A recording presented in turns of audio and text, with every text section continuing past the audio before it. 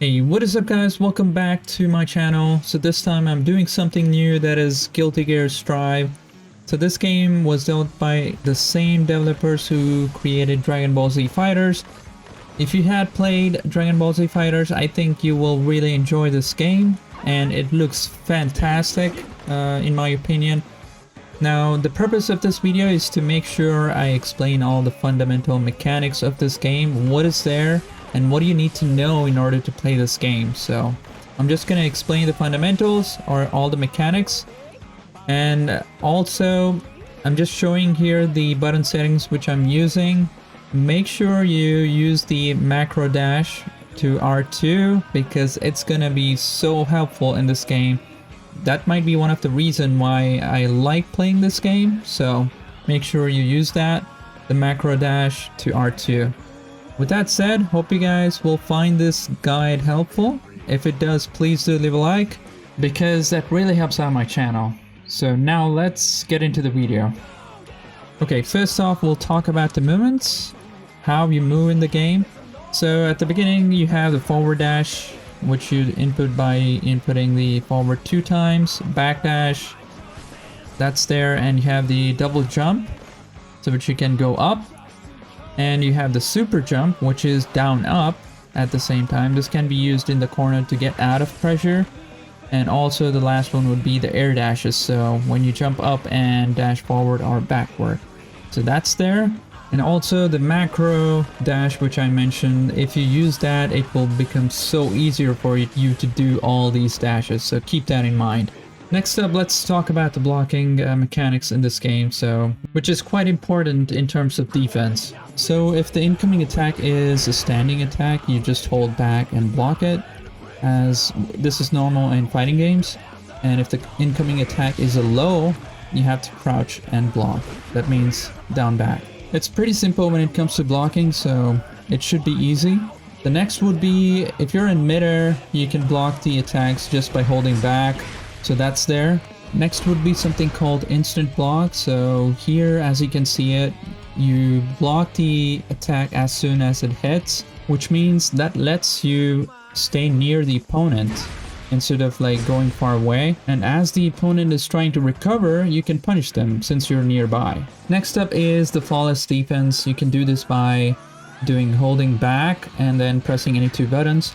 So what this does is it consumes the tension bar, as well as when you compare that to a normal block, you don't receive any chip damage, and also it pushes you away from the opponent. Now the last one is the instant flawless defense. That is, when you do the flawless defense just before the attack lands, it will be an instant flawless defense, and it pushes you back a lot more than any other defense. Next up is the tension gauge. Let's talk about that. If you're coming from Dragonballz fighterz, I think you'll be aware of the meter. So this is what it is. As you can see, if you move towards the opponent, the tension gauge at the bottom left builds up. Now, even if you attack the opponent, it builds up.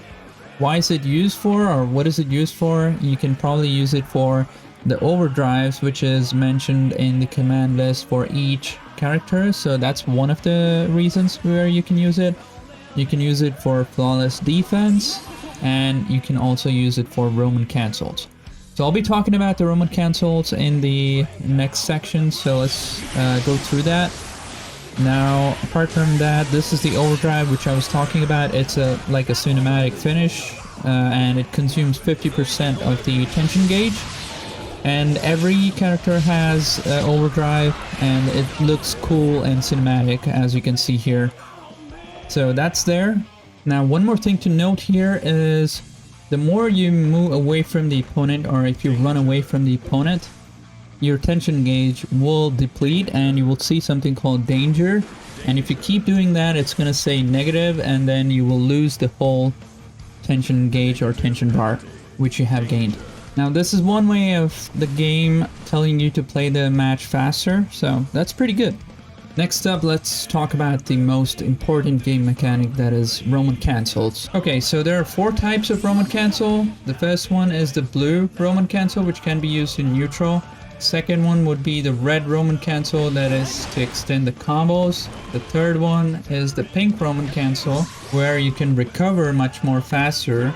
So this can be used right after or before the attack in order to recover much more faster. And the last one is the yellow Roman cancel, which is used when the opponent is attacking you. Another thing to note would be you can dash forward or backward before you use the Roman cancel, so that will shift you in that direction. It might be up, down, back, or forward. So keep that in mind. Now coming to the blue Roman cancel, if the opponent is attacking you, you can use it to slow the time down and then counter them. So that's one way of using it. So as you can see, it slows the enemy down. And then it can also be used to dodge projectiles, so that I didn't know, and this is something new, so that's why I wanted to show that to you guys. Next up, coming to the purple Roman cancel, so this is used right after or before the attack lands to the opponent. Now this is mainly used for covering your recovery, and that's one way to use it. Say if the opponent is punishing you after he blocks the attack, so what you can do over there is right after the attack you can use the purple Roman cancel and then block the incoming attack. Next one is the yellow Roman cancel. This is used when the enemy is trying to attack you and you want to push them back, so that's when you use the yellow Roman cancel. Next up, coming to the red Roman cancel, that's when you hit the opponent and then use the Roman cancel to get a red Roman cancel. Say I'm doing a 4-hit combo and I want to extend it. So at the end of it, I can use the red Roman cancel to get a pop-up. So then, after that, you can extend the combo to get max damage right there. So this is how you do it. And look at that damage right there. That's pretty good. So the next thing which I wanted to talk about is the Roman cancel can be cancelled into normal or special moves. So this is something, a key mechanic which provides a lot of potential in the game. For example, if I'm getting punished by the opponent with the reversal, I can actually use the Roman cancel into normal and then continue the attack. So that's there. So this opens up a lot of options. You can do a double overhead with that, and also you can pressure the opponent in the corner. So there's a lot of options to this. Next, let's talk about the burst. So this is basically used when the opponent is trying to attack you and you want to push them back. It's similar to the yellow Roman cancel, but it has another bar at the top, which is burst, as you can see there. So you use that to push them back. It's pretty simple. Next up, we're talking about dust. So let's see what we have here. So the normal dust, which you use it on the ground, is the overhead. So that means the opponent has to block standing. They cannot crouch block that. Now, if you get a dust hit on the opponent and you hold it with up forward, you jump up and you can extend the combo a little bit more and get some more damage out of it. You can also use the dust after attack and then use the Roman cancel to extend the combos, because that's really a good way to mix up the opponent. And next would be the down dust, which is a sweep. That means it's a low. So if the opponent is stand blocking a lot and you want to open them up, you can actually mix them up with the down dust, which is a sweep, or the low, and then go with the Roman cancel and extend the combo like this, right? So that's there. Next would be the forward dust. So that's actually a grab. You can see that a lot in a match and it creates a knockdown. And the last one is the air dust, which can be done through an air combo. So that's there. Next up, coming to the counters and punish. So let me try to explain what this is about. Alright, so the punish would be when the opponent whiffs the attack, or after he completes that. If I use the attack on him, that would be a punish. Counter would be if he's still in the animation and I try to attack him, so that's going to be a counter. Now there's three types of counters. One is a kick, which does less amount of stun and damage. Another one would be the slash, which does more damage and stun. The next would be the heavy slash, which does even more damage and stun, and the last one is the forward heavy slash, which does even greater damage. Now how can you use it? So normally when you do a forward heavy slash into special, it doesn't connect. If it's a counter, it does connect, so which means you can continue the combo and then get a large amount of damage by using Roman cancels. So this is just one of the examples in which how you can use it, so it's pretty good. Next I wanted to talk about Risc gauge. So this is an interesting mechanic which is added in Guilty Gear Strive. So if the opponent keeps blocking, keep that in mind. The gauge which is below the burst, as you can see on the screen, fills up, and at the end it shows the exclamation mark or a danger symbol. Now if you get hit, the Risc gauge reduces or drops down, so keep that in mind. Now if the Risc gauge is full, every attack is going to be a counter.